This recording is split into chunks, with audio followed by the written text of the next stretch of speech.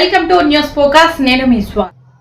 నకిలీ మద్యం అమ్మకాలు ఆపాలంటూ శ్రీకాకుళం జిల్లా పలాసలో మాజీ మంత్రి సీదిరి అప్పలరాజు ఆధ్వర్యంలో పెద్ద ఎత్తున మహిళలు పాల్గొని ఎక్సైజ్ సూపరింటెండెంట్ కార్యాలయం వద్ద ధర్నా నిర్వహించారు. కల్తీ మద్యం అమ్మకాలు జోరుగా సాగుతున్న నిమ్మకు నీరెత్తినట్లు వ్యవహరిస్తుండటంపై మహిళలు ఎక్సైజ్ సూపరింటెండెంట్ను నిలదీశారు.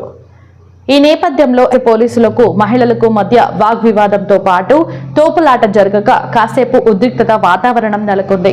ఈ సందర్భంగా మాజీ మంత్రి సీదిరి మాట్లాడుతూ ఎన్నికల ముందు నాణ్యమైన మందును అందిస్తామని భరోసా ఇచ్చి తీరా గెలిచాక నకిలీ మద్యాన్ని సరఫరా చేసి అమ్ముతూ ప్రజల ప్రాణాలతో చంద్రబాబు చెలగాటమాడుతున్నారన్నారు. గత వైసీపీ ప్రభుత్వ హయాంలో నోటిఫైడ్ డిస్టిలరీస్ నుండి నోటిఫైడ్ మందును ప్రభుత్వ దుకాణాల ద్వారా మద్యాన్ని ప్రజలకు అందించామన్నారు. ఈ ప్రభుత్వ హయాంలో ఏది నకిలీ ఏది నాణ్యమైనదో అన్న ఇప్పటికీ ఎన్ని వేల ప్రాణాలు పోయి ఉంటాయో అన్న సందేహాన్ని వెలిబుచ్చిన మంత్రి దీనికి చంద్రబాబు ఎటువంటి సమాధానం చెబుతారని ప్రశ్నించారు. వైసీపీ వాళ్లే కల్తీ మద్యాన్ని అలవాటు చేశారని అంటున్న టీడీపీ వాళ్లకు అసలు సిగ్గుందా అని దుయ్యబట్టారు. రాష్ట్ర వ్యాప్తంగా నకిలీ మద్యం ఒక ముఠా అయితే పలాసలో అదే నకిలీ మందును 10 రూపాయలు ఎక్కువ రేటుతో అమ్ముతూ మరో రకమైన దందా జరుగుతుందన్నారు. పోలీసులు ఎక్సైజ్ పోలీసులకు ఫిర్యాదు చేసినా పట్టించుకోవడం లేదంటూ అంటే ఈ అదనపు 10 రూపాయల భాగోతం వెనుక స్థానిక ఎమ్మెల్యే పాత్ర ఉందని అంటామని తెలియజేశారు. ఈ 10 రూపాయల భాగోతం పలాస ఎమ్మెల్యే ఆపకపోతే ఇదే రేపు నీకు ఉరితాడు అవుతుందని శ్రీధరి హెచ్చరించారు.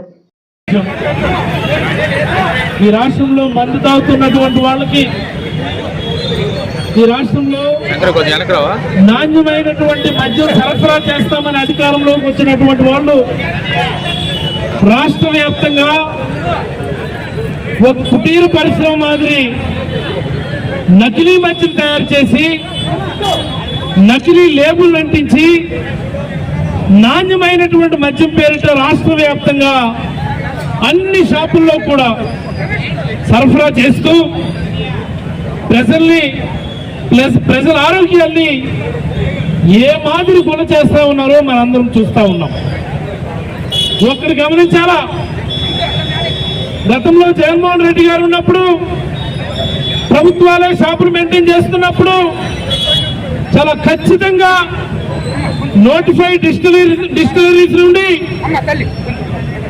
నోటిఫైడ్ బ్రాండ్స్ సరఫరా చేస్తూ ప్రజల ఆరోగ్యానికి గ్యారంటీ ఇచ్చినటువంటి సందర్భం.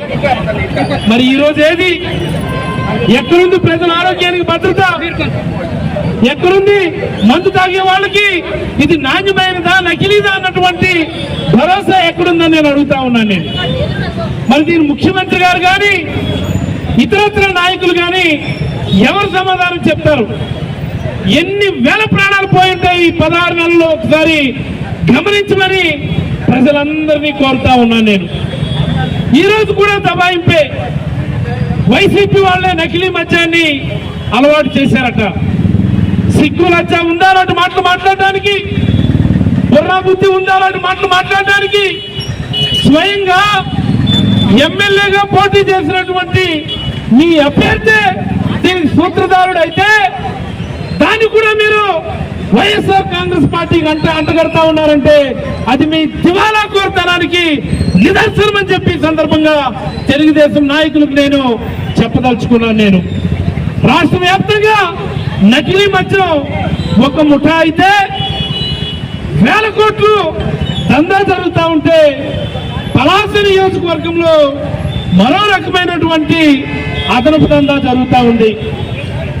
అమ్ముతున్నదేమో నకిలీ మద్యమే, దానిపైన కూడా మళ్ళీ అదనంగా లిక్కర్ బాటిల్కి 10 రూపాయలు అదనంగా వసూలు చేస్తా ఉన్నారు. ఎవరి జేబులోకి వెళ్తా ఉన్నాయి ఇవి?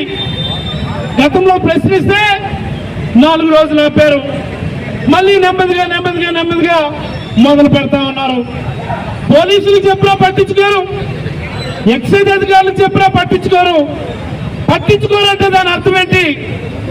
ఒకటి పోలీసులన్నా వాళ్ళతో అడ్జస్ట్మెంట్ అయి ఉండాలా, లేదా ఎక్సైజ్ అధికారులైనా వాళ్ళతో అడ్జస్ట్మెంట్ అయి ఉండాలా.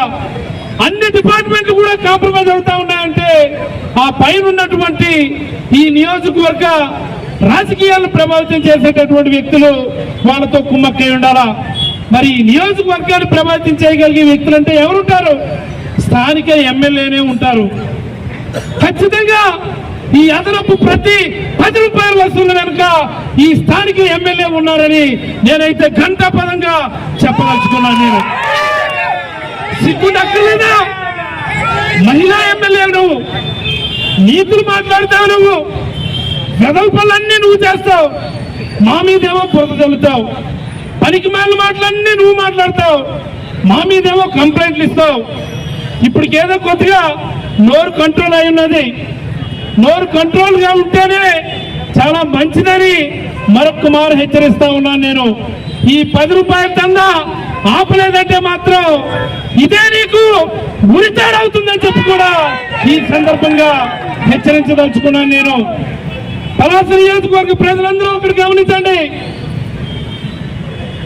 ఈ నియోజకవర్గంలో ఈ అదనపు 10 రూపాయల వసూలు మాదిరి రోజుకు 3 లక్షల రూపాయలు కలెక్షన్ జరుగుతూ ఉంది. రోజుకి 3 లక్షలు అంటే నెలకి ఎంత? 90 లక్షలు అంటే ఇంచుమించుగా నెలకి 1 కోటి రూపాయలు, సంవత్సరానికి 12 కోట్లు, 5 సంవత్సరాలకి 60 కోట్ల రూపాయలు మన జేబులోంచి నేరుగా 10 రూపాయల చొప్పున మనకి వసూలు చేస్తూ మనకు పెట్టేటటువంటి కన్నమని చెప్పి సందర్భంగా పలాస నియోజకవర్గ ప్రజలందరికీ కూడా తెలియజేయదలుచుకున్నాను. నేను మొన్న ఎప్పుడో ఇక్కడే ఉన్నారు మా సిస్టర్ గోపి, వాళ్ళ స్నేహితులు ఫోన్ చేసినారు మందు షాప్ దగ్గర నుండి. ఇదేంటనే 10 రూపాయలు ఎక్స్ట్రా వసూలు చేస్తున్నారు అనుకుని ఫోన్ చేసి అడిగితే, సరేనా నువ్వు పంచే, నువ్వు కొంటున్నది ఫోటో తీసుకో, నువ్వు చేసినటువంటి ఫోన్పే బిల్ కూడా నువ్వు స్క్రీన్ షాట్ తీసి ఉంచుకో అనుకొని చెప్పేసి. తర్వాత షాప్ వాళ్ళకి ఫోన్ చేసి అడిగారు, ఏమయ్యా ఇది తప్పు కదా, 10 రూపాయలు అదనంగా వసూలు చేస్తున్నావు అంటే, మాకేట్ చేయమంటారండి, ఈ 10 రూపాయలు కట్టిన మాకేట్ చెందదు, ఇది పై వాళ్ళకి ఇచ్చేయాలి మేము అని చెప్పి ఓపెన్ గా చెప్తా ఉన్నారు. మరి ఎవరో పై వాళ్ళంటే?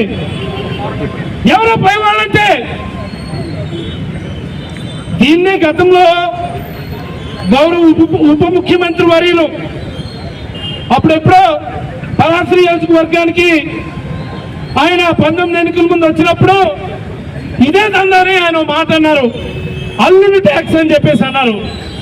మరి అల్లుడు ట్యాక్స్ అనేది ఇప్పటికీ కూడా ఈ నియోజకవర్గంలో కొనసాగుతుందని ప్రతి ఒక్కరూ కూడా గమనించాలని, ఈ అల్లుడు ట్యాక్స్ అరికట్టేంత వరకు ఖచ్చితంగా ఈ ఉద్యమం కొనసాగుతుందని తెలియజేస్తూ మరొక మారు మన నిరసన ఈ ప్రభుత్వానికి తెలియజేయాలని, నకిలీ మద్యాన్ని అరికట్టాలని, అదనపు వసూలు ఆపాలని ప్రభుత్వానికి ఈ జోరు వానలో సైతం పెద్ద ఎత్తున ఇక్కడ విచ్చేసినటువంటి వైఎస్ఆర్ కాంగ్రెస్ పార్టీ కార్యకర్తలు 50 మందికి కూడా పేరు పేరున ధన్యవాదాలు తెలియజేస్తూ ఒక్కసారి నినాదాలు అరికట్టాలి, అరికట్టాలి, అరికట్టాలి, అరికట్టాలి, అరికట్టాలి, అరికట్టాలి, అరికట్టాలి,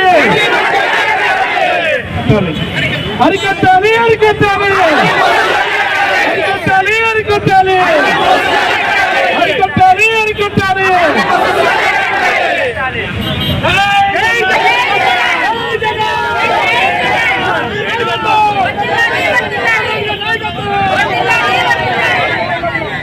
హాజరైన మీడియా మిత్రులకి ధన్యవాదాలు తెలియజేస్తూ, మరి ఈ అదనపు వసూళ్ల మీద పాపం మీడియా మిత్రులకు కూడా ఎన్ని ఇబ్బందులు. ఎవరైనా ఒక వార్త వేస్తే వాళ్ళకి బెదిరించడం, ఇంకా మనం ఇంకెన్నాళ్ళు మనం ఈ అణచివేతకి అన్యాయానికి గురవుతూ ఉంటాం. మనం ఈ బాని సంఖ్యల్ని పెంచుకోవాల్సినటువంటి అవసరం మనందరికీ వచ్చింది, పోరాడాల్సినటువంటి సమయం వచ్చిందని మీకు అందరికీ కూడా తెలియజేస్తూ హాజరైనటువంటి మీడియా మిత్రులు మరొక మారు ధన్యవాదాలు తెలియజేస్తూ